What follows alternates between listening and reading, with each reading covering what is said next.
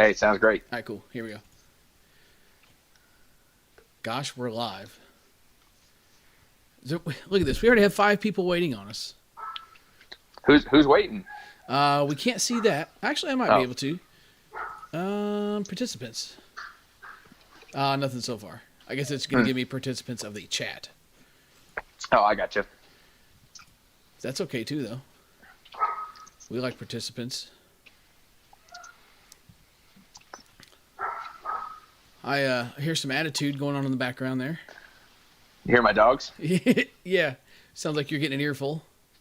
Yeah, I got them locked outside. They're not thrilled, but hey, I'm the boss here. Did your curtains survive yesterday?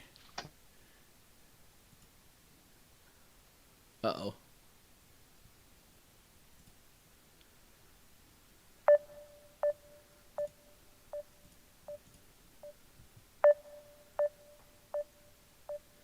Well, what a turn of events.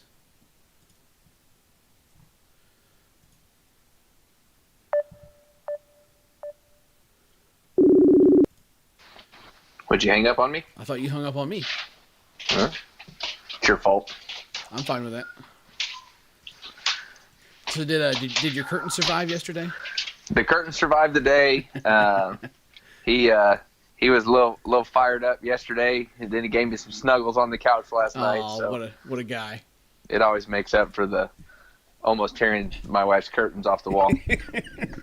That was priceless. Like, we walk up to the porch, and you said, "Look at this dog. He's sitting there with the curtains in his mouth." So I'm thinking, like, man, whatever. And he was legit just standing there with those curtains in his mouth, staring at us, like, "I'm gonna do it." Yanking and tugging, hoping they would come down. I'm gonna do it. Oh, hey. Oh, Nicholas Ray is in the chat. Uh-oh, what's he want? It says Nicholas. I'm assuming Nick might have forgot. Oh, yeah. Okay, it is him. Nick, you forgot the L in your name, sir. Got everybody rolling into the chat. Here we're up to 12 viewers already. At Nick Ray. At Nick Ray. Oh, yeah. Can we get him one time? Can we get him one time? Get him fired up. Hey, Hayden, you got donuts in your chair in your room. Eat them at the table and then go what you don't eat them. Wash your hands and eat them. They're really sticky. All right. Hashtag dad life. Yeah. Well, he migrated into our room to sleep last night.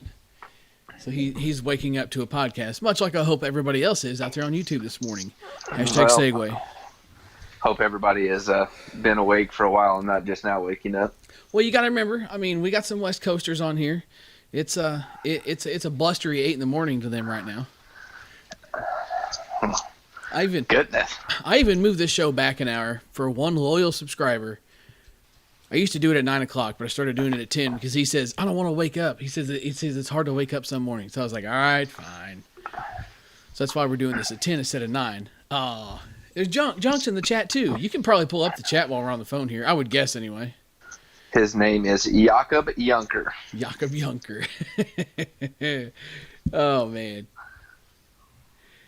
Yeah, we got Virgil. Yeah. So, I don't know. You should be able to... I mean, I'm assuming you're on your phone, you should be able to swipe around an app still if you don't have to feel handcuffed to keeping that open. Well, I am trying to take peek sees here right now. Yeah. We got Jacob in the chat. He says, D-Ray? He already knows. He already knows. So I figured it'd kind of be good to get you on here. I mean, we're going to have a whole bunches of content coming up here pretty soon that are all going to have your beautiful face in it. So I figure might as well let everybody get to know you a little bit, right? Yeah, sounds good to me. I thought so. I like it. So have you recovered from yesterday yet? Yeah, I mean, it took me a little bit. I'm not going to lie to you. I was whipped. Oh, no way. It didn't cut us off again, did it?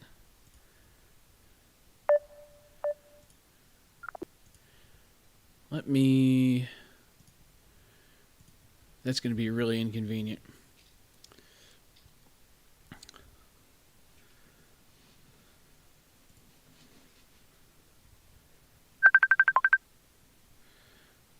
Okay, let's try this. Hang on, give me just 2 seconds.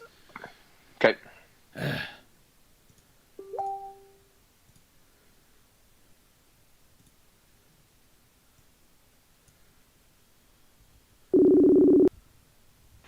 All right, Okay. I figured it out. I'm not swiping around on any more tabs to try to find anything because every time I do that, we get disconnected. Oh, so it was you.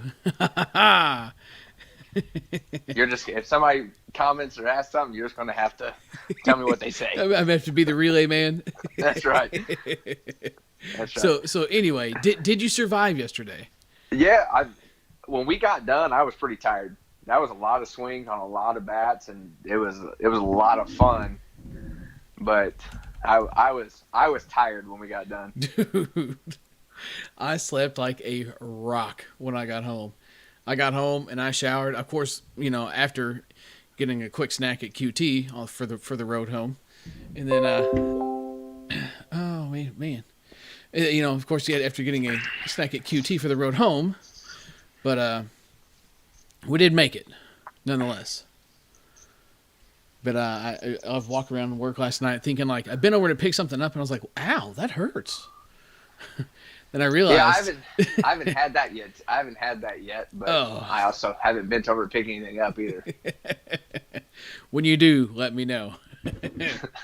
I don't plan on it. Let me see. Answering a couple of messages here. Got everybody. Oh, Junk wants to know, was the camera actually on this time? Hey, tell Junker mind his business. Mind your business. That's right. That's your business. I mean, that is funny though. You got to admit. I mean, it's a long-standing D-Ray BP hero joke. Yes. Oh, trust me, it's been brought up multiple times on here. the longest standing of all of them. Yeah, it's definitely hanging in there. There's no question of that. Let's see, what was I going to do? I was going to do something. Oh, let's see, Nick Vance messaged me. Should click on the link and it'll pull live stream up. All right. Cool. I think I got all that taken care of. All right, so what are we doing here? I really need like a third monitor, but Emily's not really having that. So we'll get it going here. It's been like 10-ish minutes, right? Yeah. Yeah, it's good enough for you turds. D-Ray? Yes, sir. We're going to date ourselves a little bit here. Okay. So I think the year was 2015. Yeah, it was 2015. I'm playing in the Salisbury Steak Festival. That's correct. And I'm playing against this Finlers team, and they've got this shithead out there. He's got this towel tucked into his waistband. He's out there with his cool dude shades on, not wearing a hat in the sun, which I'm still not sure about that one. But that's before I was going bald. and I remember seeing this shithead out there, and I thought, who is this kid? And why is he trying so hard to play softball?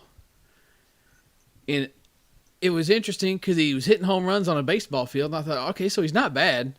And then I realized he swings at anything you throw. Like, it don't matter where you throw it, he'll swing.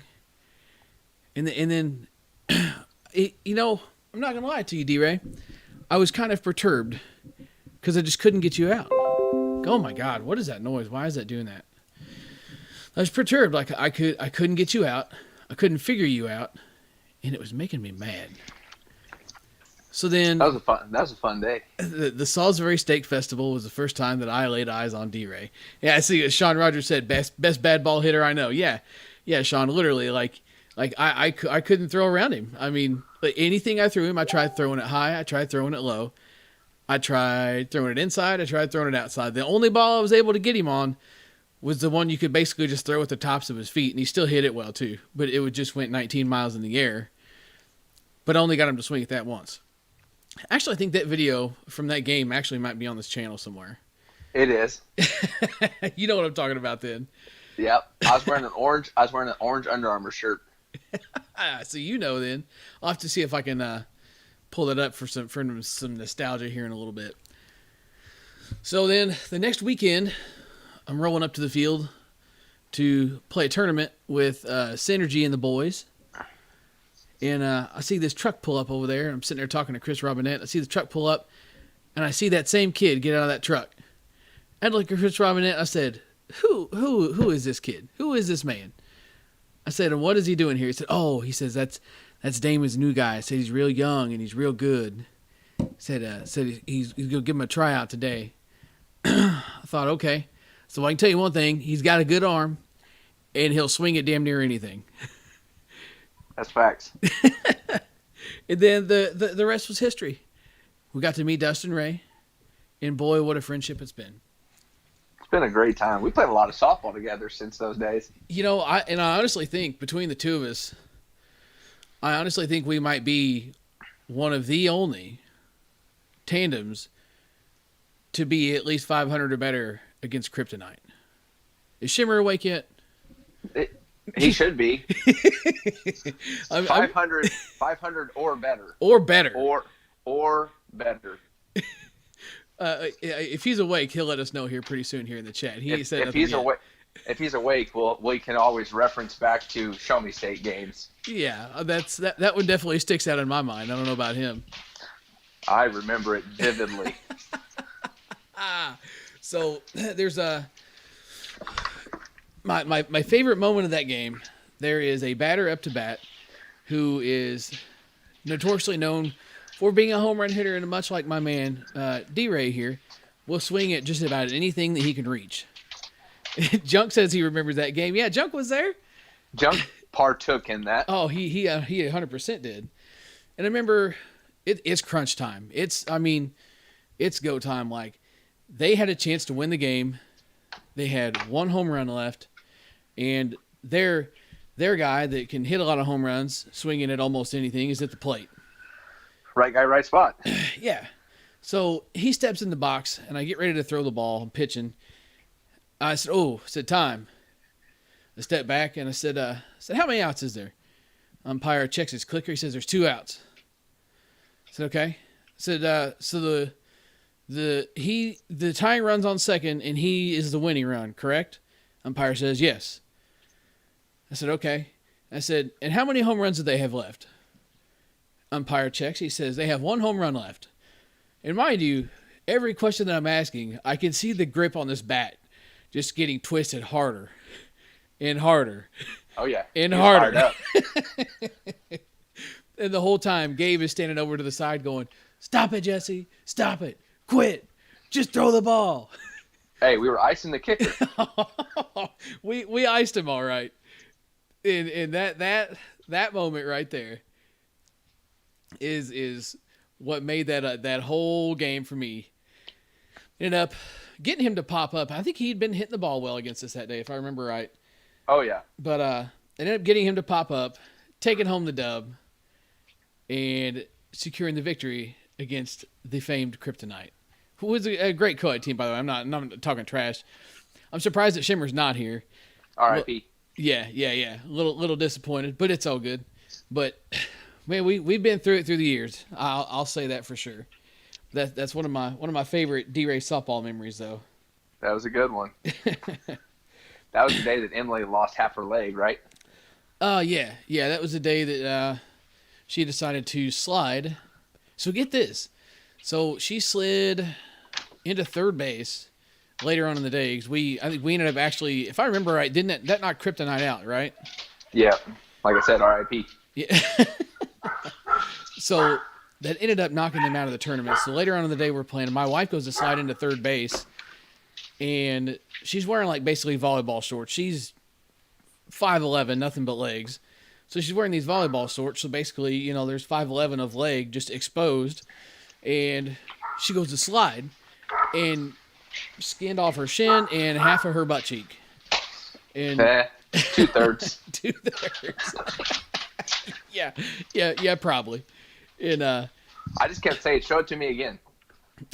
For some reason, nobody can figure out. Show it to me again. I didn't get a good look at that. I'll dust that off if you want. Yeah. Ooh, looks like there's a pebble there. You need to get that. So she that was crazy because that was on a Sunday, and by Monday night she was like in bed with like chills and a fever, and by Tuesday morning she went to the doctor, and that thing had gotten so infected in a matter of 2 days. I don't know what got in that thing.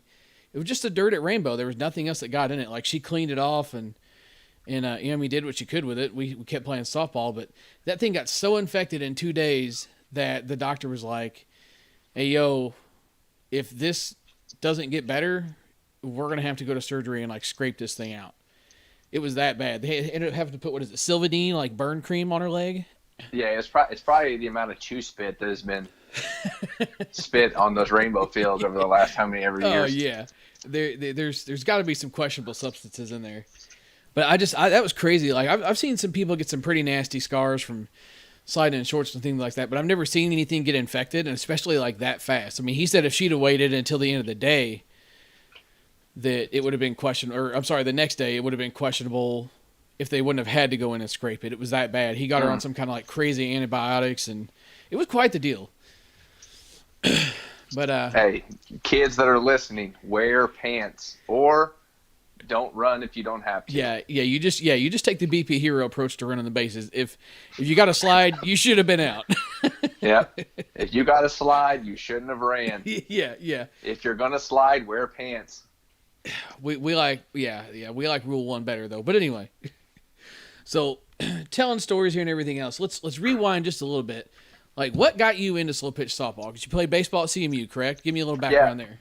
Yeah, played baseball at CMU. I graduated from Boonville, and some of the guys that graduated a few years before me, they played in a couple local leagues, Poly Grove, Tipton. I graduated high school, and I was kind of sitting around one day, and my phone rings, and Jesse and Evan Oswald asked me to come play a game with them. So I went over to Poly Grove and played, and I could do one thing, and that was hit a ground ball to the shortstop or between the third baseman and shortstop. At the time, I was fairly quick, so I was able to get away with it. Listen to this guy saying "at the time" like he's not fast anymore. At the time, I was a little quicker, okay. Step or two. Okay. So I played with them a little bit here and there, 18, 19 years old, just playing to have fun. And then my brother started playing at Nick Ray. Started playing a little bit more, and then I started playing with him, and we kind of put a team together. And then everybody knows how softball goes. You start meeting people. Sure. And I meet up with AJ Gilmore out of Sedalia, and start playing a little bit of travel ball with him. Which my first travel experience. The first time I say travel like I was going really far. I went to Kansas City and played the tournament. At the time for me, it wasn't, Poly Grove or Tipton. Right, yeah. So that's travel ball to me. Sure. So I showed up to play, and we were playing this all-nighter, and it was NSA whenever they were hitting hard balls. And I was like, man, this pitcher's out here wearing helmets and shin guards, and what's going on? And the very next pitch, the pitcher gets absolutely blasted in the middle of his shin. I mean, just lit up like nothing I've ever seen before, because in Poly Grove and Tipton, you don't hit it at the pitcher. Yeah, right. Nobody's apologizing. Nobody's doing anything. And this guy gets just power blasted. So, fast forward a little bit more, we started playing a little bit more competitive. That's when the original Sonic team kind of became a thing. We played some tournaments here and there. Home Runs for Heroes was always for us was like the biggest one we would play in. Oh yeah. And then of course stayed playing my local leagues, and then my man Damon calls me one day, and that was the next day when I met all you got, you and Robinette and Eric and all those guys. I went and played with the Synergy team, and that's when I knew that playing softball and playing competitive softball is something that I wanted to do. That's really what got me. I like playing for fun, and I liked playing in the leagues, and just having a good time and hanging out with my brother and playing with him. But once I started playing that competitive, once I got a little taste of, hey, this is competitive softball. it was game over for me. Yeah. I used to show up to the field. Of course, I'm wearing like t-shirt, shorts, basketball shorts at that. Yeah, Damon broke you of that, didn't he? Damon broke me of that. Got me some good softball shorts, which, by the way, is the only thing that I wear, even at work. I just wear the softball shorts. But sure. I used to be that guy. I show up, I'm like, oh shit, these guys have matching jerseys. We're gonna lose. Hey, I think everybody's been there at like one point. Like when they first start playing, you roll up to the field thinking like you got the squad. Like we're gonna do good today. We're gonna win this thing, and you show up and guys have got full dives. Full dives was my thing. That's what always got me. Like you see these guys show up and they've all got like the full dye uniforms. All the used to be the thing to have all the crazy graphics and shit all thrown all over them. Yeah, man. The first time I saw the Gorillas out of St. Louis, and they had the matching shorts and the pants and the jersey and the bags and the towels, and I was like, oh my god. Bro, listen, and there's about 30 of them. I'm like, we're done. We can't win this. Just go home now. Yeah. Go back to the parking lot and have some beers, smile, and drive home. Hey, I'll tell you what, those guys know how to get the good out of a day. I mean, there's seriously like 30 of them. I don't know how many of them play. They've all got uniforms. They all show up and play. They're always a good time. They never cause any crap. And, no, ever. And I mean, they travel well. Their whole family's with them. Yeah. Wife, kids, grandma, moms, dads. They all got freaking the supporting T-shirts and stuff on. I mean, so at that point, I was like, that is awesome. That is something I need to be a part of. And I've been fortunate enough that I was able to be a part of that. Moving forward. Yeah, sure. Thanks to Damon and Senior with Dudley and now Dave with Siteman and Petrov. I've had the I've been fortunate enough to get to play with teams like that have the matching stuff and we can get our wife stuff. Oh, sweet, that'll be awesome. Yeah. It's not an inconvenience anymore. It's not we might be able to do that. It's just you say it and it happens. Yeah, and it's awesome. And I can't be I can never express how grateful I am for any of these opportunities. Sure, yeah, and it's something that's pretty cool. David's very active in the Facebook stuff. You guys are playing at the B level, and that's nothing to take lightly either. I mean, that's a big deal. You've made your way through the ranks. I'll say that it's kind of cool to see. Yeah, and it never happens. It never happens without that that first guy saying, hey, we kind of got this little team together. We'd like to play. Are you available tonight? Can you come play? Of course, as a baseball guy, you're always like, oh no, that's going to mess up my swing. Yeah. Blah blah blah blah. And so on and so forth. And finally, one day, I just gave in. And here we are. What is it? 14 years later, almost. Hey, have glove, will travel. Hey, have glove, will travel. Anybody that knows me knows that that's my thing. If somebody asks me to play softball, if I'm free, I got glove, I'll travel. Have glove, will travel. That's one of my favorite things you say. It cracks me up every time. Unless you're Trevor, then you either have glove or bat, never both. Well, that's fine. He don't show up to BP anyway. Yeah, he never shows up. Right there in his backyard. I mean, he probably ain't even listening to this. He's got an Android, so he probably not. But Androids don't work on any days anyone fly. We really got to work on that. But that's a whole nother debate for another time. Correct. So you've talked about 14 years and kind of making your way through the ranks. Like what so far has been like your favorite like moment as far as like slow pitch stuff goes? So as cheesy as it is, my favorite moment. That's how I met my wife. Oh, okay. Was playing softball. So again, this goes back to playing a little bit of local league. I got asked to go play in Fayette one night. Just a little co-ed. You've played there, Jesse. Dude, Junker. What a spectacle! Yeah, if you've never played in Fayette, man, right field fence is 210 and left field fence is 275, and you pitch from 40 feet and the bases are 60 feet. But I got asked to go play by a lady. Little co-ed league. So I show up and, Danielle and I kind of meet and, of course she sends me the old Facebook ad. And, you're in. Yeah. So she sends me the old friend request and, long story short, we're married, and we got a son, and so that's one of my favorite softball moments. As far as not on the cheesy side, I think one of the it's coolest. Not. That's not cheesy. It's honest. That's the real part about it. It's honest, and I'm gonna make sure she knows that you mentioned that too. I'll take care of you. Yeah, that's right. Give me them points. So what were you saying though? Sorry. Some of the other, the cool moments that I've had, winning winning the first C-State championship a few years ago with Synergy. Well, I'm going to say winning. They won. I was casted up, so I was there just coaching my ever-loving heart out. You ran a couple times that day, didn't you? No, I didn't do anything. No, I thought you ran. I was under strict rules from the nurse wife that if my ass stepped foot on the field, it was not going to be good. Because, when you're a competitor, sometimes you can't turn it off. You forget. Sure. So, but anyway, that was a really cool moment. And then, getting to go and playing the first majors and seeing some of those guys and the way they play ball and watching those guys hit. That's another cool moment. And then, all the travel and all the, guys you get to hang out with, and that you meet throughout the years. And then, of course, the best moments are the moments that are off the field whenever you and all your buddies are sitting in the parking lot and, you get out the old Weber grill and you throw some burgers or some brats or something on the grill and have a couple beers.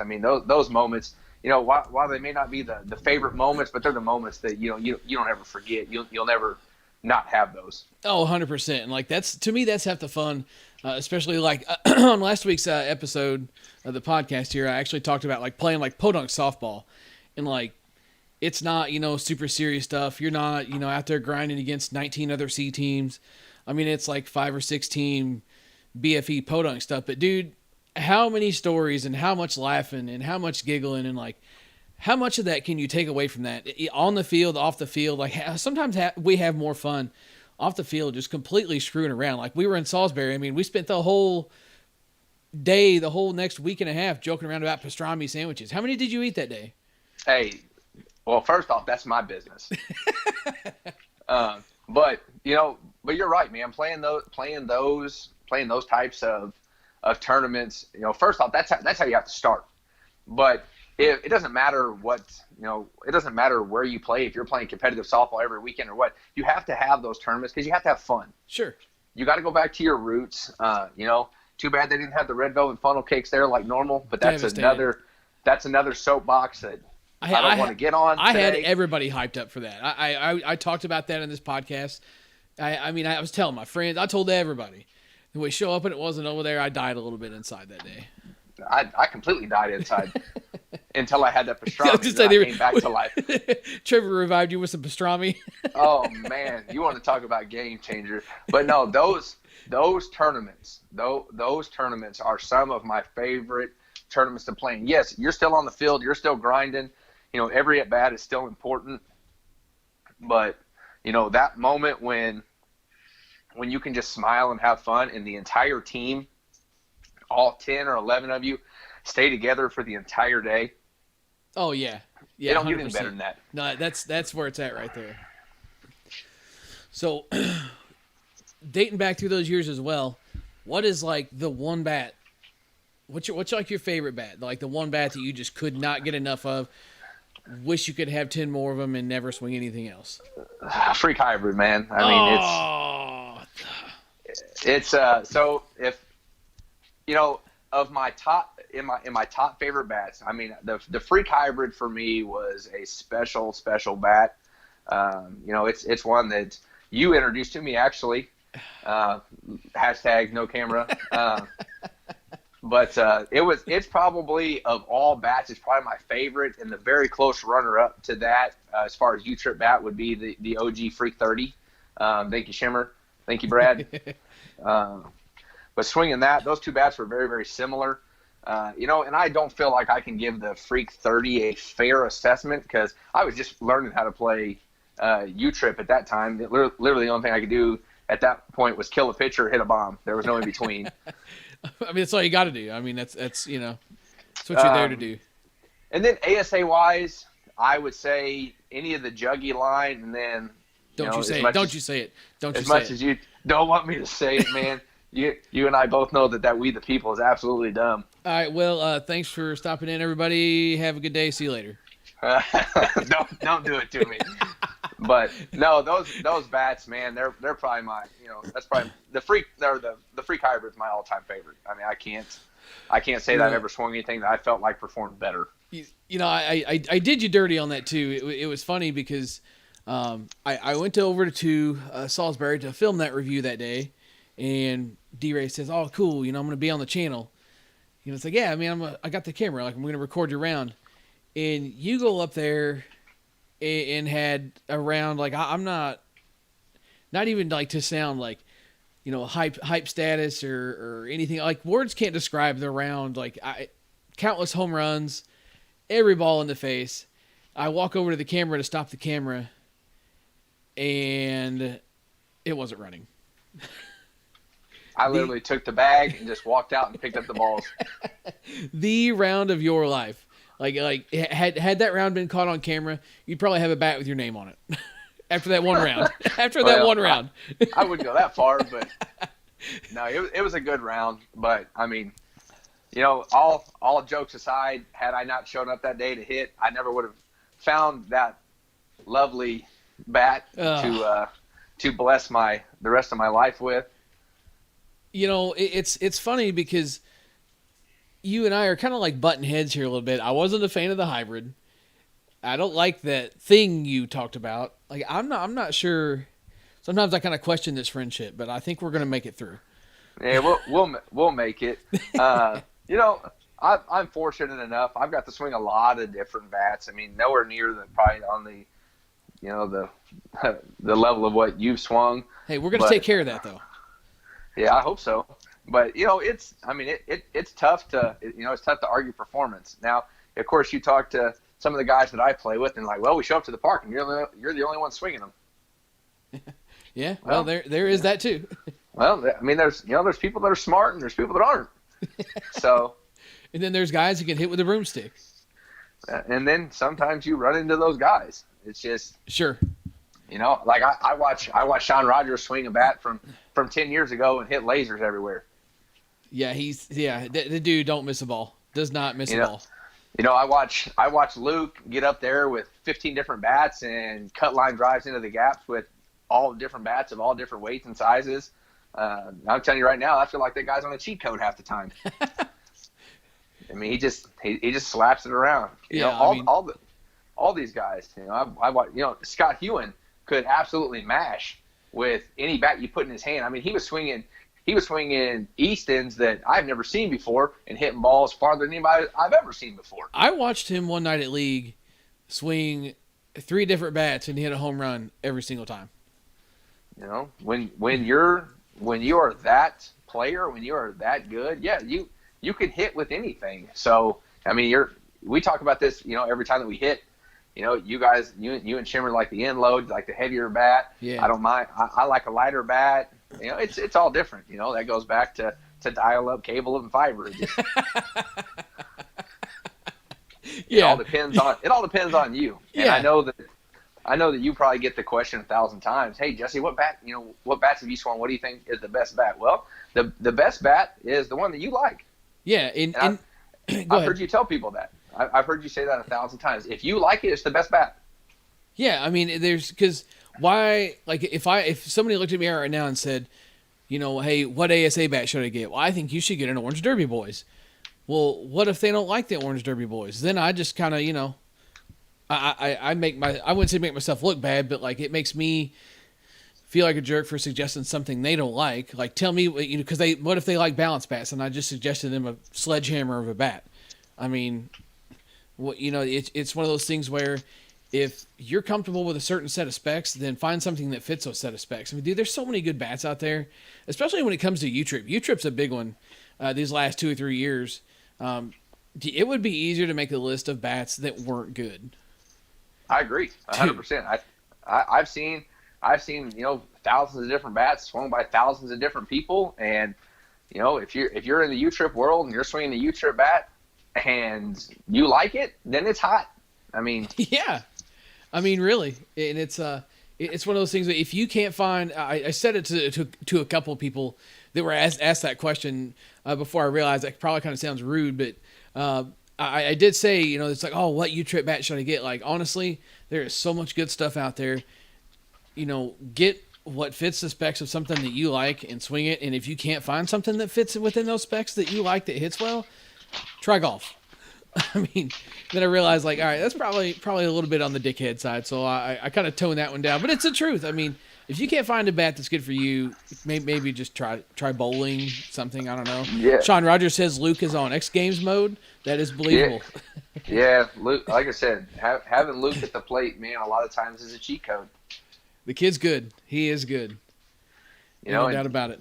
And Sean can say what he wants, but he's another guy that can hit with the broomstick too. I mean, he hits the ball. He hits the ball in the face every time. Just as good as anybody I've ever seen. So. Yeah. I mean, very very seldom do you see a bad miss out of him. Yeah. So talking about bats and everything else, what are you gaming now? You are playing a little bit of the conference event stuff. Yeah. So I swing the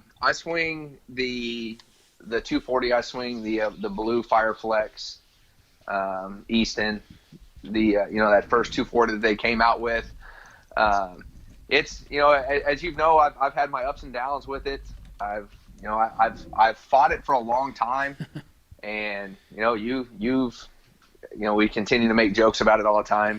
Yeah, oh yeah. So I mean, we put that bat through the ringer. I mean, we hit it and hit it and hit it and hit it, and it wasn't until that last round where it finally started to feel like it was opening up. So that's the 240 that I swing, and then the 220 I swing is it's the gray, green, and orange. I think it's Fireflex 4. I think is what it is.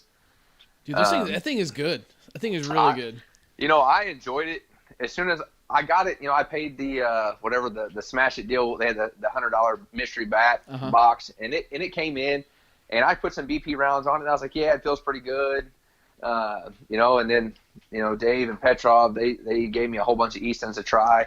And I tried about every 220 that you could think of, and I was like, well, this bat flexes too much, or this bat is this, and this bat is that. So I grabbed this, this gray and green and orange Fireflex, and I swung with Trevor one night. The next day I played in Taos with you and Sonic. Yeah. It was unlimited, so I grabbed this, bat, and we were hitting in the cage at night. And I was like, I'm just gonna swing as hard as I can. I'm gonna see how far I can hit balls all weekend. I'm going to try to have a good time. And I was swinging that Fireflex and BP, and I was like, you know what? I think this is going to become I'm going to swing it tomorrow, and I did, and I had a pretty good weekend with it, and I was like, well, this is going to become my gamer. So I swing that for 220. I swing the black and blue Fireflex 240. Some solid choices there, and it's kind of funny. You talk about the 240 thing. And I made you post it on Facebook after you had arguably around just as good as the hybrid round, but with like a lot less home runs. It was just a lot more like doubles. Yeah, it was a good round. It really was. It was a good round. That was the day we swung to Josh Riley. Yeah. And you said, hey, we'll get that Easton back out. Let's swing it some more. And I was like, man, I don't know, I don't like it. That was coming off a couple sour tournaments of hitting a lot of decent balls right at people, and it's frustrating, and you're like, oh, I'll just swing it. And then of course that was the day that we made the Facebook post of you get more. Confucius says you get more hits, you swing good pitches. Yeah, you want to get hits, you hit strikes. I mean, that's hard. That's hard for you to adjust to, being a good bad ball hitter. Probably the best bad ball hitter, and there's a million people that say it. But the thing with the 240s is that they are a little unforgiving. Like, they still hit well. I mean, clearly we saw that once you found your groove. But you just got to kind of be a little more disciplined on what you swing at. And once you kind of started dabbling in a little bit of that discipline, it was just lights out. And so this is a conversation that we've had, and this conversation I've had with Luke and Trevor and a couple other guys. When you're used to swinging the 220s, and your whole thing has been, well, I'm just gonna hit it through you. I'm gonna make my own hole. And you've been able to do that. I've been fortunate enough. I've been able to hit balls through people. Well, literally, when you swing a 240 and you don't exactly hit it perfect, you're not hitting it through somebody. It's No. just it's not happening. And and that was the conversation you and I had, was that, well, that's the adjustment you got to make. And Nate, I talk to him every day. He said, well, stop trying to hit it through people and hit it where they're not. Well, Nate, yeah, if I was just as perfect at hitting it where people aren't as you are, I would do that. Dude, yeah, you talk about a professional hitter. I mean, when was the last time he missed a ball? I mean, 85? What year was he born? You're right. Yeah, he's another one that he does not miss. Every swing he takes is damn near in the perfect spot every time. And that's just good discipline. I mean, that is 100% good discipline. He's not going to chase.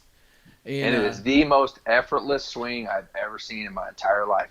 Oh, pitch is outside. Okay, let me take a 48% swing. Let me flip my hands through the ball. Boom, perfect 4-hole. Right, every time.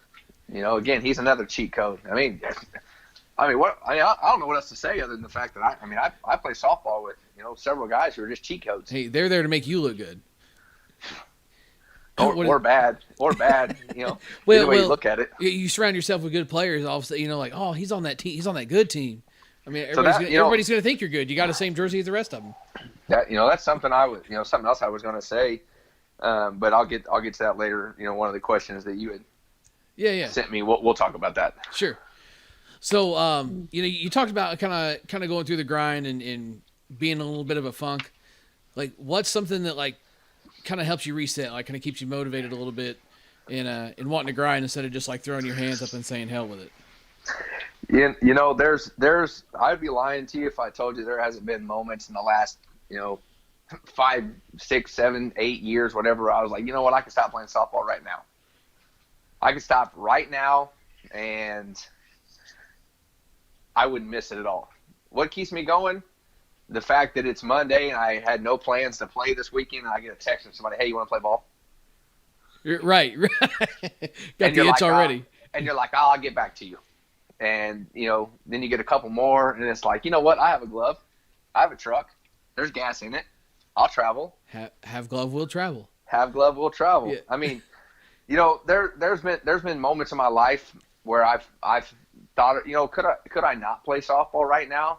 And honestly, there's not. I mean, as far as being motivated, I think it goes back to the competitive drive and the hanging out with your buddies, and sure. It's just, I think the combination of everything is my motivation, and I want to keep playing. I want to be good. I want to be. I mean, yeah, and it's a competitive thing too. Like, going back to like when we first started to kind of get a feel for you, and like you just start to kind of seeing you hit the scene and that kind of thing. Seeing this guy, like, man, it looks like he's just so serious, like all the time, like because you never smile in your pictures, you never smile. That's my softball smile. That is not a smile. That is not a smile. You never smile. You look so serious all the time, and you're 120% on damn near every play. So I'm just thinking, like man, this guy is just a machine. Like he never turns it off. Well, here's what I tell my wife. Because we talk about softball all the time, and I'll be the first to say I don't play softball to have fun. I play softball. Oh, to win. You liar! I play softball to win. It's everything else that comes with it that's fun. Okay, that's fair. It's the hanging out with the guys. It's the competing. I'll tell you right now, I've had my ass beat in more softball games than I can count, and I have won more games by a landslide of runs than I can count. But it's the competitiveness in myself that keeps me playing, but it's everybody around me that makes the game fun. Have you ever been down 23-8 in a game and came back and won before? Yeah, I've been down pretty good and won. Taos this year was a good one. Playing against a team who got really, really hot. You were there with me, dude. Yeah, they were smoking hot. They were hot. They would have beat a lot of teams that day. And we got down. We got down early. I mean, the lights were turning off. The score was 23-8 before we came back. 23-8 in the fourth, and then we ended it in the fifth. We ended it in the fifth. We came back and we got a good lead, and then we held them. to a 1 or 2 run inning, and then we just poured it on again. I mean, it's that happens. I mean, I stood out in center field last year in Oklahoma and watched a team put up 52, 53 runs and didn't hit a single HRO. Oh my God. I was like, man, we scored 30 something runs. I was like, damn, we had a good game. They beat the hell out of us. Yeah. If you're scoring over 20 runs a game and you lose, like really, you don't have anything to be mad at, other than the fact that they outplayed you. They literally just outhit you. You ask Reed, and we talk about it to this day. So I mean, we still have PTSD every time we see that team. Who was that? Alameda Heat. Okay, yeah. I mean, every time I hear their name, it's like, oh my God. You just immediately start running to the gap. I've never ran that. I mean, it got to the point where I just wanted to pick the ball up and just throw it over the fence. That's a double. At least I didn't have to throw it back in. Right.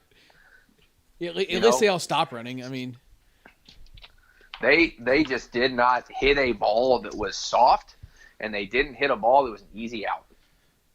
They're watching them play in some of DW's live streams and some of the clips. They're a pretty good little ball team.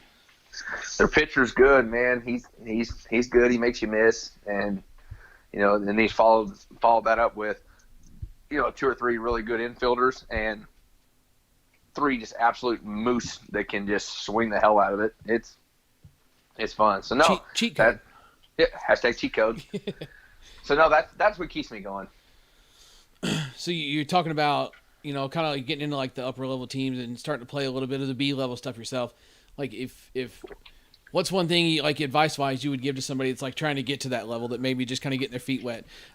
So there is a lot of people looking to get their feet wet, always looking to get better, and there's a lot of that on the channel here. So like what would your advice to them be? Play with better players. Yeah, I didn't realize it was something I never realized. The better players that you play with, the better you get. Yeah. We can talk about, I'll swing at any pitch, or I'll do this, or I'll do that. I didn't realize how much better you can get at softball when you surround yourself with better players. When I first started playing with Damon, I felt like I was a pretty good player. Well, on that team, I was just another guy. Right. Yeah, from Salisbury Steak Festival the weekend before, where you're alpha male, Correct. Now there's 9 other alpha males. There's 9 other alpha males, and you play with those guys, and then you have to get better. If you want to stay and keep playing at that level, you have to get better. So that's when I started taking BP as often as I could with whoever I could. At that time, somebody wanted to take BP. Oh, perfect. Let's go take BP. Right. So, I mean, it's play more games.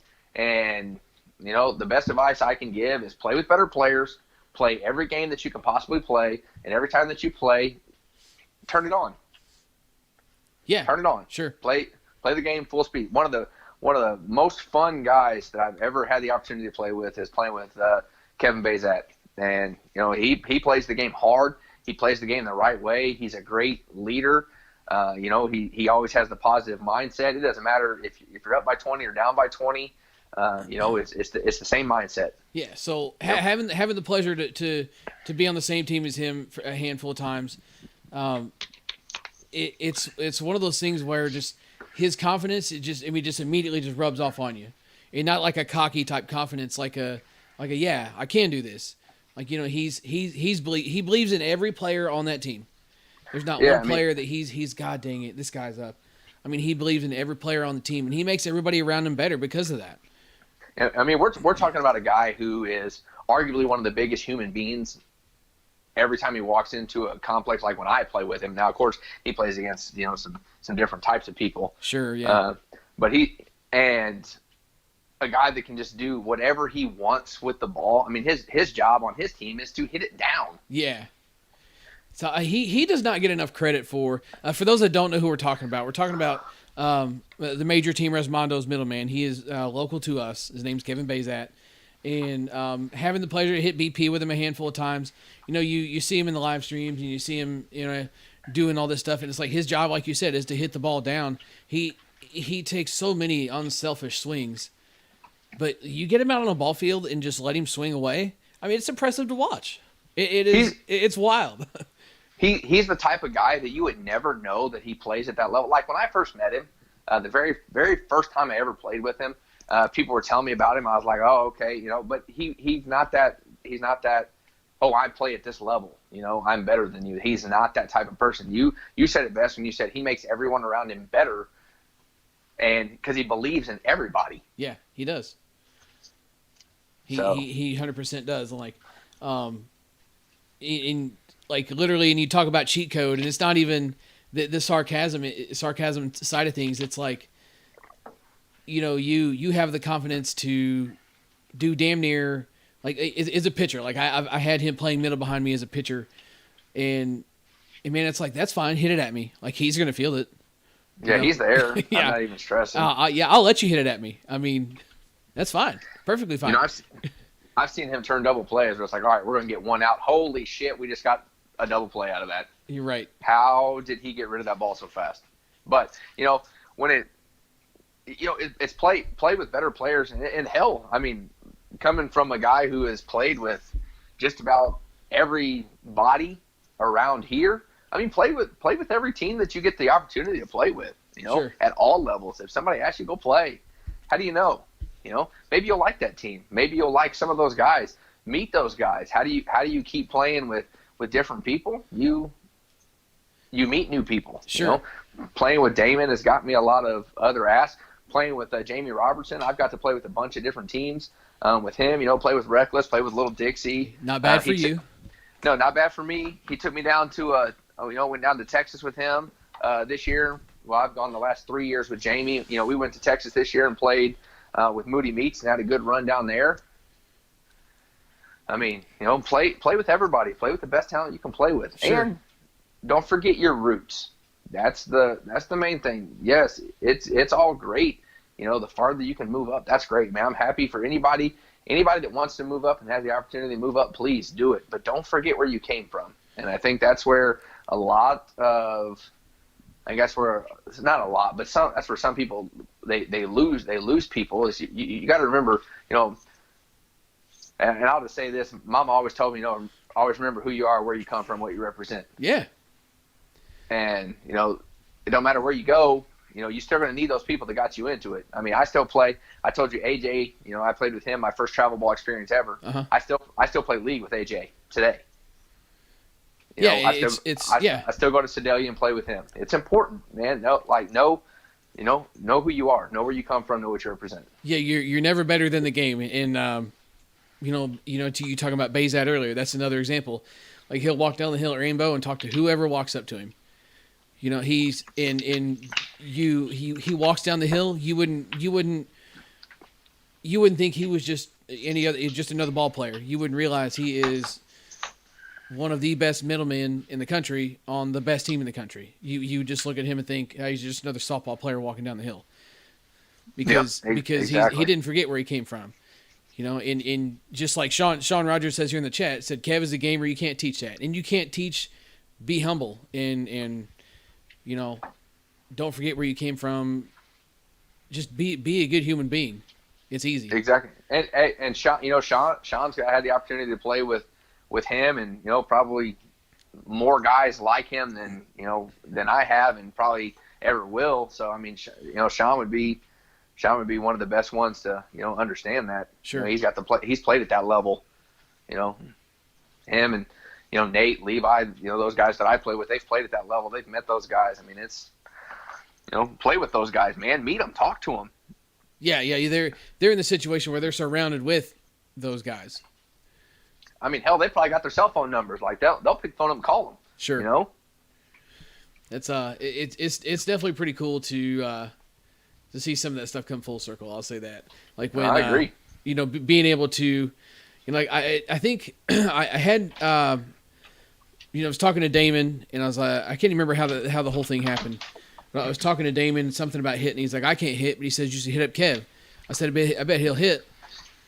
And I was like, oh yeah, whatever. He gives me his number, and I almost didn't text him. I was like, man, this guy's, he why am I texting Kevin Bazat to see if he wants to go hit? I was like, man, I was trying to hit. I didn't have anybody to hit with.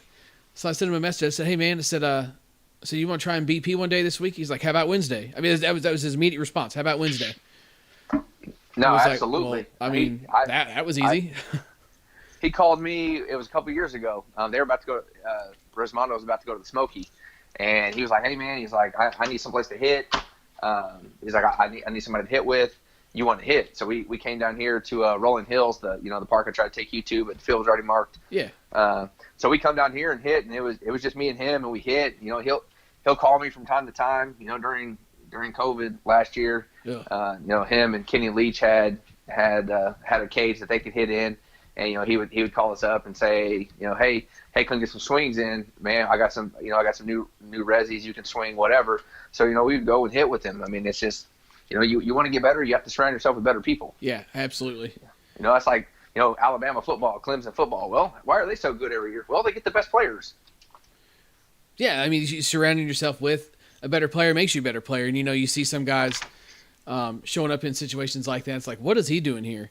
And by the end of the year, it's like, damn, he got better. Well, yeah, it's because he surrounded himself with better guys. Yeah. Oh my God, you have the 10 best players here. Well, yeah, you're gonna win. Well, yeah, we should. We have the 10 best players. Like, Right. you pick up that one cheat code. All of a sudden, you pick up a second cheat code, or you turn one of your guys into a cheat code, and now you have 2 cheat codes. Right. And now you have 4 cheat codes. I mean, it rubs off. It's contagious. I mean, what do they say in that movie, Uncle Drew? Game recognized game. I mean, like Sure. that's what it is. Well, oh my God, Kev can hit the ball wherever he wants. Well, I want to hit the ball wherever I want. Next thing you know, you're out there swinging at strikes. Yeah, nice and smooth. That's what Kev says. Nice and smooth. Yeah. Just touch it. Yeah. Just touch it. Yeah, that was one of the things he said. Just got to spin it. You just got to spin it. He said. Yeah. I mean, Go for a light pole. Go for a light pole. I mean, that's a special guy, man. Yeah, absolutely. So, changing gears here, just a complete squirrel moment. I actually just skimmed across this. Did you know it is July 1st? It is Bobby Bonilla Day. Get paid. Get paid every That's day. right. Get paid. So, those that don't know, Bobby Bonilla is a 58-year-old MLB retired veteran who gets paid $1.19 million every day on July 1st. Instead of taking his big, $20 million contract or doing, whatever it is these players do with their front-loaded contracts or their signing bonuses or anything else, he said, you know what? Then I don't want my $25 million. He said, just pay me $1 million every year for the next 20 years. I think it was 20. Yeah, 2011 to 2035. So 25 years. He get for the next 25 years on July 1st, he gets paid $1.1 million. Well, you talk about a cheat code. That's negotiating cheat code. That's called either you read the right book, you met Dave Ramsey, or your agent knew what he was doing. Well, whatever that is. I want to say somewhere, I'll have to look it up, but I want to say somewhere that he might have. Yeah, okay, he does. Here it is right here. He has a second deferred. But did you know he has a second deferred plan with the Orioles for $500,000 for the next 25 years, and those payments began in 2004. I mean, so this guy, while everybody else is playing checkers, he was playing chess. Dude, that's pretty crafty. That is pretty crafty. I mean, you're talking like genius status. Yeah, 100%. So if I ever get to that level, I'm going to make sure and negotiate for $1 million a year for the next, 25 years. YouTube may take off. You never know. Hey, Dave just messaged me a little bit ago. He said he agrees with the freak hybrid. Just so you know, just throwing that out there, my man. Why you guys do this to me? I mean, if you don't want to talk about it, we don't have to. Well, you just brought it up, so now we got to talk about it. But we can move past it. So I'll be interested to see what your thoughts are on some of these other bats too. Obviously, for those that are just catching up, so I'm on here with my guy D-Ray, Dustin Ray, and he's going to be in a lot of the BP videos coming up for the summer. been demoing a lot of bats and stuff. He is free for the summer. He is a teacher and athletic director. I got a question about that here in a minute, but and he's off for the summer, and me and Brian never stray away anybody that wants to come hit. So I figured if we're gonna have him in all these videos coming up, why not get to know the guy a little bit? So we're saying hello to my man D-Ray. And one question I do have, I do like to kind of like squirrel off into little rabbit holes sometimes on the podcast. It's not all softball all the time.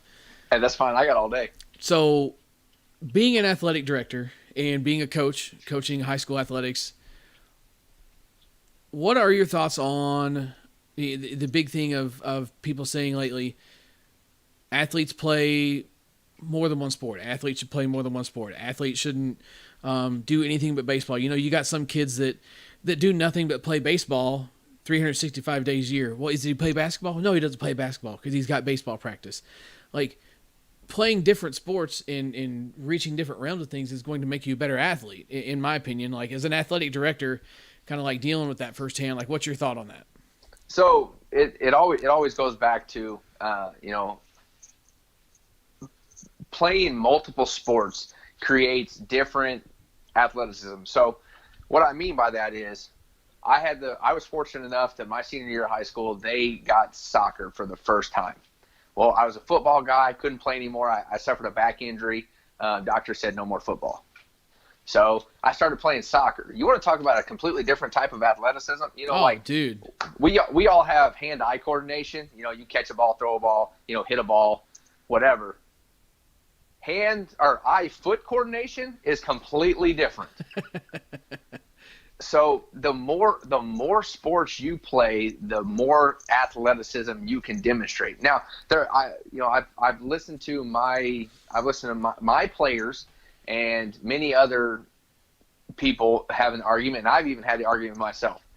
You put a baseball player in any sport, they can succeed. Where you put a football player, a basketball player in a baseball game, they can't hit a 90-mile-an-hour fastball. Well, sure. No, they can't hit a 90-mile-an-hour fastball because they weren't trained to hit a 90-mile-an-hour fastball. Correct. They weren't. But I'm telling you right now, if you put a football player in a slow-pitch softball game and you tell them to swing this toothpick at a yellow object flying in the air, I bet he hits it a ton. Once he figures it out, it's a timing thing. so my suggestion is play every sport that you can, play as many as you can. Because, one, it creates different types of athleticism, and two, you're playing with a team. It creates teamwork. Yes. Which is something that our newer generation is losing sight of, is the teamwork portion. I'm not going to go in the rabbit hole of, I was wondering if you were going to. There's no I in team and blah, blah, blah, blah, blah. I'm just telling you, man, the more people you can play with, the more sports that you can play, the better athletes you're going to be, the more versatile you're going to be. I mean, I was a guy who, I did yoga and, took some, some dance lessons here and there because it created better footwork. It was better flexibility. Yeah, you light on your feet. Exactly. You want to play longer? Be flexible. Sure. You don't want to get hurt? Be flexible. I mean, that's just. Well, and some of that too, you talk about being flexible and that kind of thing. Playing different sports is going to test your body in different ways. It's not just the same repetitive. It's just like a repetitive motion. It's repetitive motion, the same thing, the same thing, the same thing, the same thing. Well, guess what? Now your body's kind of stuck in that groove, and that's the only thing it knows to do. If you play, you use football as an example. If you play football, you're running, you're changing directions, you're lunging, you're using athleticism. I mean, in challenging your body in ways that playing baseball is not going to make you do. Correct. I mean, when you train for football, you train for, if you're a lineman, you train for power. But your footwork has to be great, so you spend a lot of time on the ladders. Same thing with a wide receiver. You train to be strong because you want to go up and win a ball. If it's thrown in the air, but your footwork has to be phenomenal because the routes that you have to run. So that's the same thing as a shortstop. I watched the guys I coached with the CMU. They did the ladder drills the same that the football team did because you're still got to get your feet in. Sometimes you may have to take that short, choppy step. Well, if you've never trained to do that, you can't do it. What if you got to jump up and catch a line drive? dude, that yeah. you're not ready for. Okay, I played basketball. I could dunk a ball. Well, congratulations. Now that ball that was 10 foot in the air that was a base hit, you can jump up and take that away. Sure, because you have practiced running and jumping for an entire season. So you were a wide receiver, so you would run 40-yard fly routes. Okay, congratulations. You can catch a baseball over your shoulder that's hitting the gap. Dude, yeah. So listen, do you know Henry Walker? You know Henry, don't you, from Macon? I know Henry. Dude, like him tracking a ball, him and Alonzo Spiller both, very very strong football backgrounds. Alonzo played college football. He was a corner, and watching like Alonzo track a ball, being a cornerback, you're used to tracking and covering ground and like not selling yourself out on things. And dude, I mean, just watching him track a ball, he gets under everything. He's fast, yes, but he gets on everything. He tracks everything. He breaks on everything well. He cuts the right way because he spent years practicing how to do that. And Henry's the same way. Henry was a phenomenal running back when he was in high school, and his cuts are ridiculous. If he's got to change directions, he does it before you even realize he has. All different types of facets of sports all come back full circle, but you got to keep doing them. It just drives me nuts to see parents want to, did Timmy play basketball? Well, no, he's got baseball practices on Tuesday, Thursday, and Friday. Well, it's December. Well, yeah, but he's got to get ready for the season coming up. So a lot of these guys, I look at the MLB. A lot of these guys who are pitching in the major leagues, they didn't do a lot of pitching when they were younger. Dude, hey, talk about DeGrom for a minute. What is there to talk about? Give him all the awards, smile at him, pat him on the butt. Did you know he was drafted as a shortstop? He never even pitched. Never pitched. You see what I'm saying? Yeah. I mean, you picking what I'm putting down now? These guys, they didn't pitch, and playing college baseball, you always hear the pitchers always say, well, hitting's not that hard. Well, here, go take a BP sesh. Oh, so it is a little bit harder. and then position players were like, the hell, man, why can't you throw strikes? Well, it's easy to get up. It's easy to get up, on the mound and throw strikes when there's not a hitter in there. There's no pressure. We talked yesterday when we were hitting about the adrenaline rush. Yeah. When that's not there, it's easy. Yeah. Well, put a little pressure on you. Can you throw strikes now? Can you throw all 3 pitches for a strike, 4 pitches for a strike? Can you throw them in any count? Can you do it when the winning run's on third base? Just more or less when there's a batter in the box. Sometimes that's all it takes to throw somebody off. So you want to learn how to handle adversity? Okay, handle adversity in all situations, in all sports. Sure. I agree. I was curious to know your take on that, being the athletic director. I kind of figured that was the answer I was going to get, and I 100% agree. Like, when it comes to like gymnastics, you were talking about gymnastics and dancing and things like that earlier. I mean, name one person that can go roll and tumble on a gymnastics mat and pick on a dude for doing it, whatever you want. But I'm gonna tell you something: when that dude kicks you in the head, standing 5 feet away from you because he did some kind of whirly-do roundhouse kick because he's a freak of a nature athlete, because he spent however long doing all of that stuff. I mean, it's just crazy. Like it's people are so limber. Let me ask you this: can you grab a hold of 2 ropes and hold your arm straight out to your side and keep your body perfectly straight? Can you do that? Right. You telling me that's not going to pay off in a different sport somewhere? Hey, me either. Yeah, trust me, I didn't say yes. I mean, you know what I'm saying? Me either. Yeah, and then more or less to start tumbling around while you've got these 2 rings and you're holding on by nothing but these 2 rings, out there rolling and flopping around and kicking and carrying on. It's my mom, when I was a kid, my mom put me in gymnastics. And I did gymnastics for 2 years when I was young and before I started school. And part of the aptitude tests and all this stuff, you had to do when you were in school. Some of it was physical. You had to walk down a balance beam and do all this crap. And I just buzzed through it all. And they were all kind of like, holy crap. And it's just what I did. It's just what I did. And I think starting that stuff at a young age is good too. We've got Riley signed up in gymnastics now, and not so she can be a better athlete when she gets older. Just It's good for a kid. It's good for a kid to do things like that. And for years, even up until I discovered the cheeseburger about 14, 15 years ago. I mean, I carried a lot of that stuff when I was a kid over. I still did all the stretches and all that stuff. And it was actually somewhat limber for being, I wasn't like small when I was in high school, but being a bigger, I was right around 200 pounds when I was in high school and was fairly limber. Like I could lay on my back and basically stretch my quad, pull your heel up to your butt and lay flat on my back. I think I just tore something while you were talking about it. But it's just what it is. So it was part of the stretches and stuff I did when I was in gymnastics. And it just, by nature, I always did it. So I was always extremely flexible in that regard. That's going to do nothing but help anybody that wants to do it. Do something other than one sport all the time. Hey, I couldn't agree with you more. As we sit here and say that, we do nothing but play slow pitch softball. But hey, man, I play disc golf 2 or 3 days a week. Get me some good walking exercise in. I'm not very good at regular golf, but I'll dabble. I tell you what we need to do. We need to play some tennis. Now, if tennis and baseball or softball had the same concept, I'd be great. Because I'm saying right now, I can hit a tennis ball over the fence every time. So you saying you don't win when you hit it? I mean, they couldn't hit it back. And that's facts.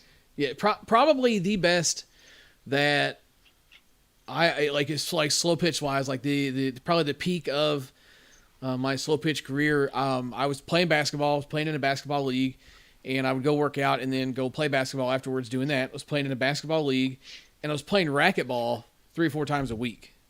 Man, you want to talk about a agility / cardio killer? Racquetball, dude. That's probably in the height of. In my, like, when I felt like most confident on the mound, like I don't feel like there was a person in the tri-state area that could have hit a ball past me because I'm standing 30 feet away and having a blue ball ripped at my face with nothing to defend myself but a tennis racket. I mean, like a half-size tennis racket at that. You're gonna learn how to defend yourself quick. You're gonna have some hand-eye coordination like you would not believe. Now I'm in the mood to go play racquetball. So what are we doing? What are we doing after this? I'm in. I don't have a racket, but I will travel. I mean, we'll stop and get you one. Have a racket. We'll travel. That's right. Brian is not allowed to do that one though. I mean, his long ass arms. I mean, first problem is he's gonna hit every racquetball we have into the pond. Right into the damn pond. And then second problem we're gonna have is he can probably just cover the whole court with his 2 arms. He'd be the guy that you have to hit the ball at to win. Well, until he gets good enough to start hitting them back, then you're in trouble. Because I admittedly, in the peak of my racquetball career, that was the one thing I was so good at. Like, man, I'll hit it right at you. I'm going to hit it at you as hard as I can, and hopefully you don't hit it back. And you want to talk about a whelp and a bruise? Whoo! So I had these guys I played with. So I didn't realize that like the different colored racquetballs were like harder or better. Yeah, bounce different. Yeah, different specs on them. Dude, he had these green ones. D-Ray, I swear on everything I love, I had a concussion from a racquetball. From a piece of rubber. Dude, I took 3 of them in the back of the head in about a 15-minute span. Bro, I went home and laid down. I probably should not have went to sleep. Well, if I'm you, I'm probably getting different friends. Well, I mean, he said sorry every time. I took 2 in a row, actually. I took 1, and then it was bang, bang. He said, oh, my bad. And then, like, just held his arm out for the ball back. Like, hello? Oh, God. Yeah, this ball's got my DNA sample on it, and you're telling me sorry. Yeah, I can't see. I can't breathe. Dude. Yeah, everything is blurry. I'm seeing stars. I mean, it was an adventure, but you got me in the mood to play racquetball, and maybe that's something that we could beat Shimmer at. You know, like surely there's got to be for now until he gets good at that too. We're just gonna have to make sure the racquetball court doesn't have a pond because he will hit the ball over the fence and into the pond. And now we have a bag that's only half full when it was completely full. Ah, that's terrible. That's cut. Terrible. Well, no, he throws them biscuits, though. We can't cut him. Yeah, I was just saying we can't. Yeah. That's what I was just getting ready to say. We can't cut him. He throws biscuits. That's right. Those in biscuit. I keep thinking he's going to check in here in the chat, and I'm kind of disappointed he hasn't. We're going to have a chat with him afterwards. He's scared. Probably so. I mean, I've been harassing him to get him on the podcast here for, probably about 2 years now, and he's just not having it. But we got D-Ray on here, so now we got to get Brian on here too. Maybe we'll just start the podcast when he's not ready for it, and he'll just sit there and talk. Actually, probably better not do that either, because who knows what's coming out of his mouth. Who knows? What? Man, nobody's asked any questions on the. Oh no! So they're just kind of cutting up here with us.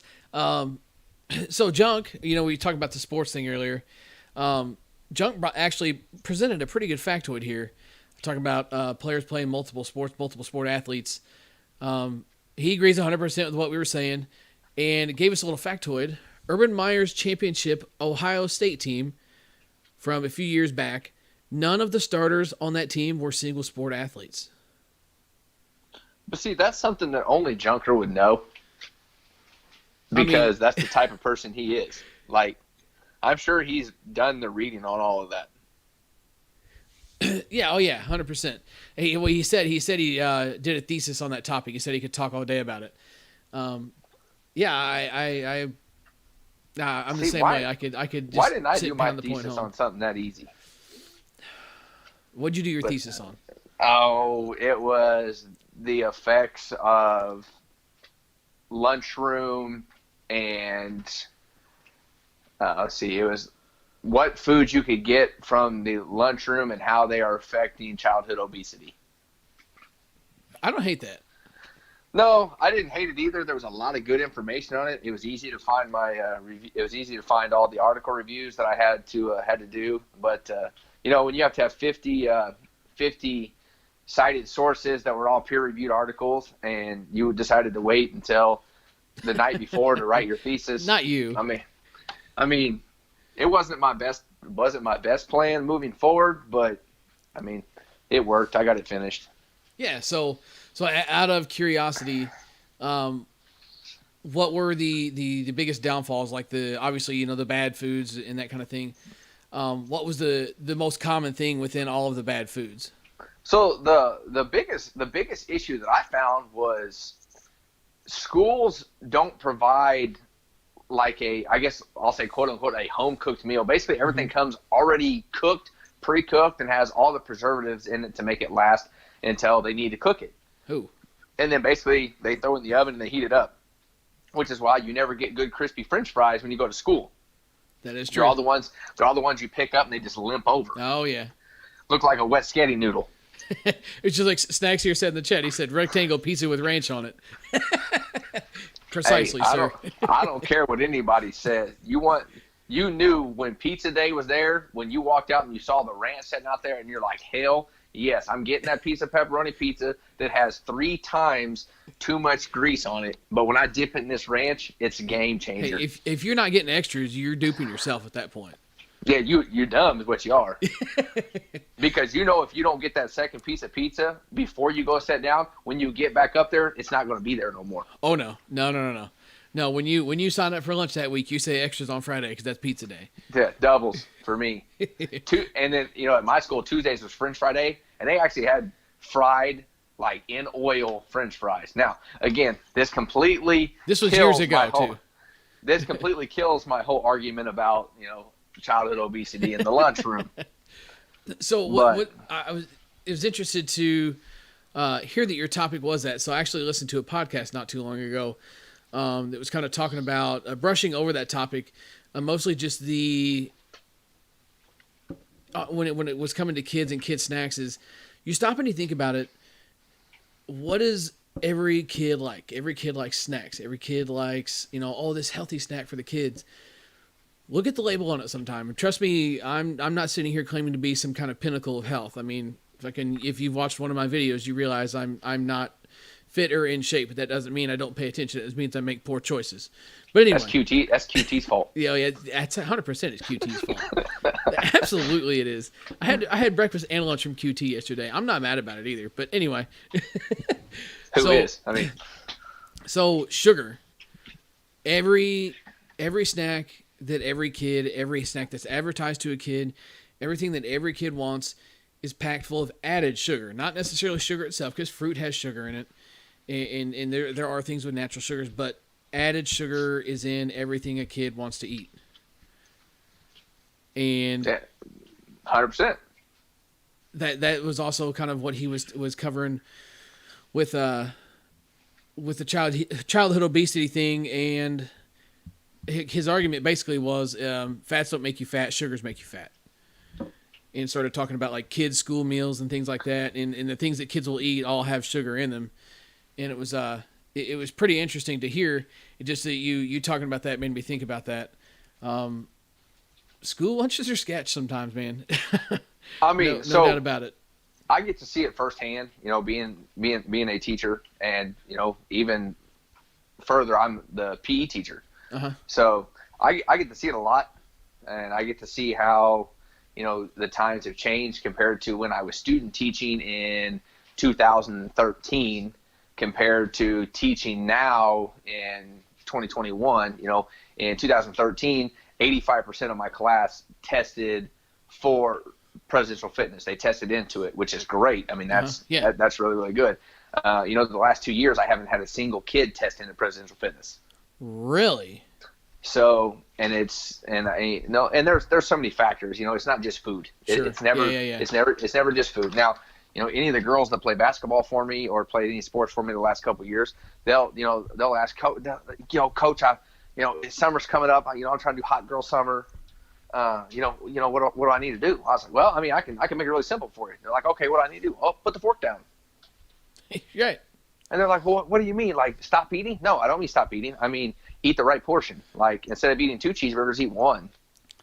Instead of going to QT and getting 2 grill items, get 1.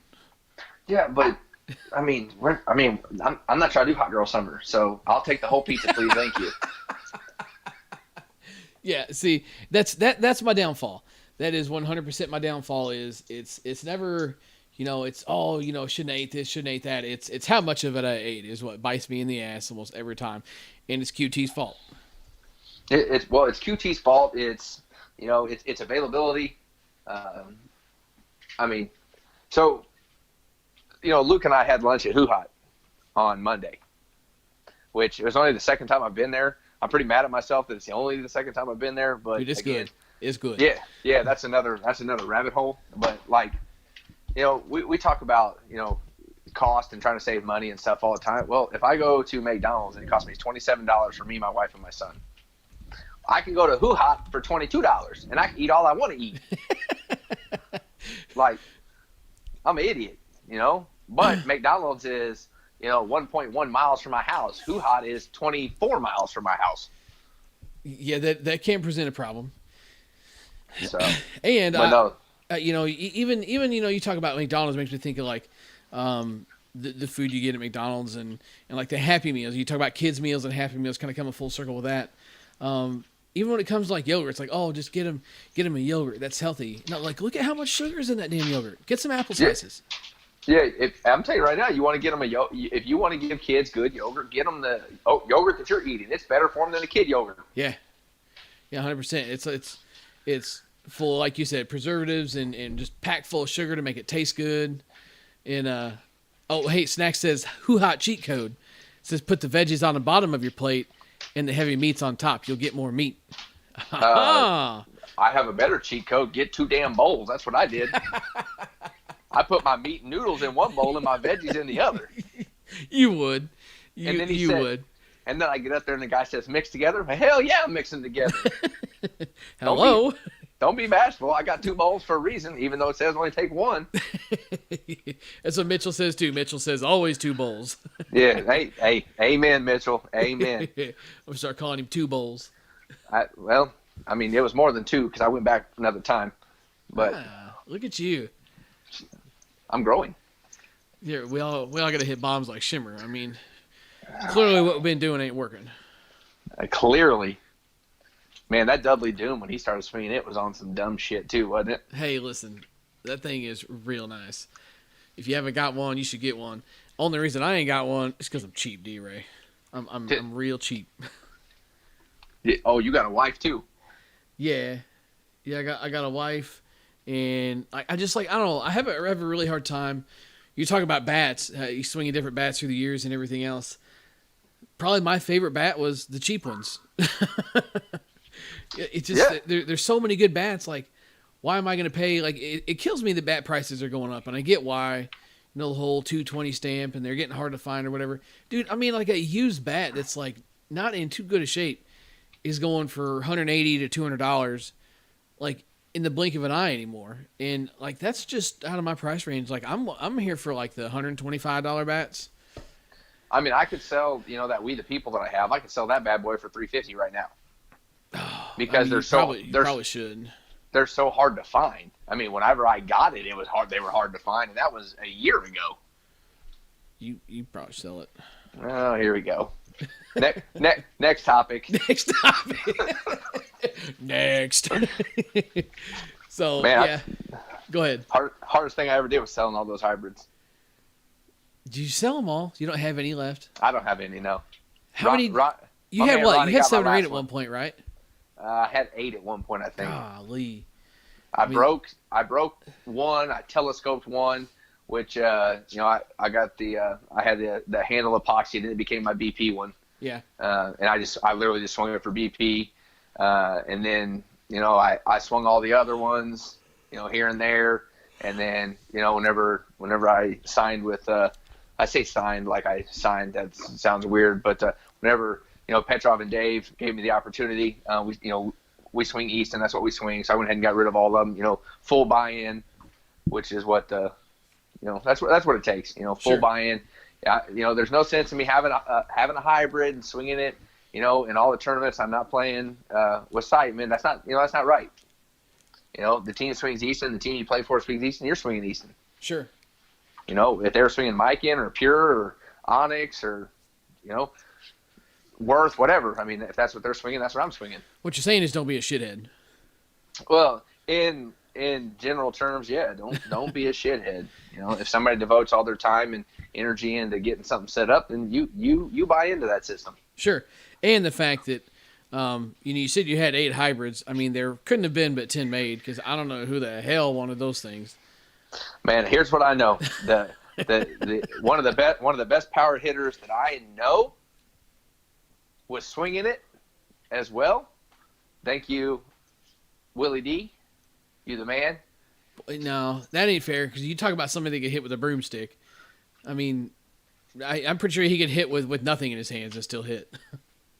Yeah, I mean, he was swinging it, and I was swinging it, and all I knew was we were, every tournament I showed up, we were the only two swinging them. Well, good for you guys. And I know that we were 2 people who were having some success with them. So, I mean, like the old saying goes, if it ain't broke, don't fix it. Yeah, if it ain't broke, don't fix it. And really, it also goes back to swing what you like. Just because I don't like it doesn't mean that you can't like it. Yeah. If you don't like, we had this conversation yesterday. You like it with back gloves on. Yeah, 100%. And you don't, and that's weird. You also don't wear a hat in the sun, and I worry about you sometimes. I wear a hat every game now. I used to. Because you have to.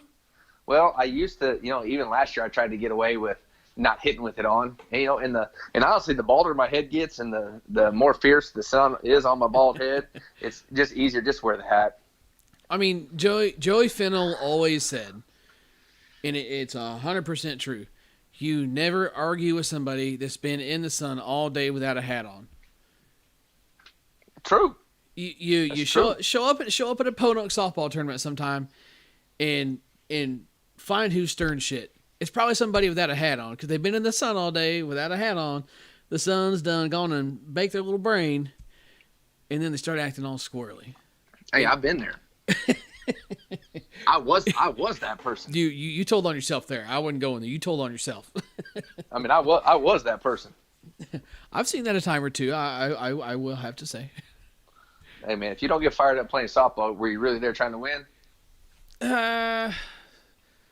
Well, yeah, kind of. Maybe not really. That's facts. That's facts. Well, friend, I've took an hour and a half of your time, and like you said, you could sit here and talk all day. I probably could too, but we got to shut her down because Daddy's got to go to bed. Hey, I understand. Doing this midnight thing ain't necessarily easy, and the fact that I went to bed at 2 o'clock yesterday after we took 25 rounds of 250 swings. That's on you. Yeah, well, it's on you too because you did it too. Yeah, well, that's probably true. Yeah. Don't have batting gloves, we'll travel. Yeah, that's right. Have glove, will travel. Hey, Jesse, I appreciate having me on. Everybody that tuned in and got to listen to me rant and rave about everything, man. It was fun. Hope I see all you guys out at the softball field, and we can hang out and have a beer, and I will have the grill with me. Come up and have you a burger. Yeah, have grill will travel. That's right. Grill's in the truck. Yeah, man. Well, thanks for being on. Like I said, everybody get a chance to kind of get to know the man, the myth, the legend, D-Ray, as they're going to see him in some of these videos coming up. And you've been wanting to be on the podcast, so I figured, what a better time. Let's just throw it together and get her going. So, well, had a blast. Yeah, man. We're going to get some content cranking here soon. You guys will see D-Ray in it. Thanks to D-Ray for stopping in. Thanks to you guys for stopping in. BP Heroes out of here. Tune in next Thursday, 10 a.m. Central. Swing hard in case you hit it. D-Ray, don't go anywhere. I'll see you guys next time.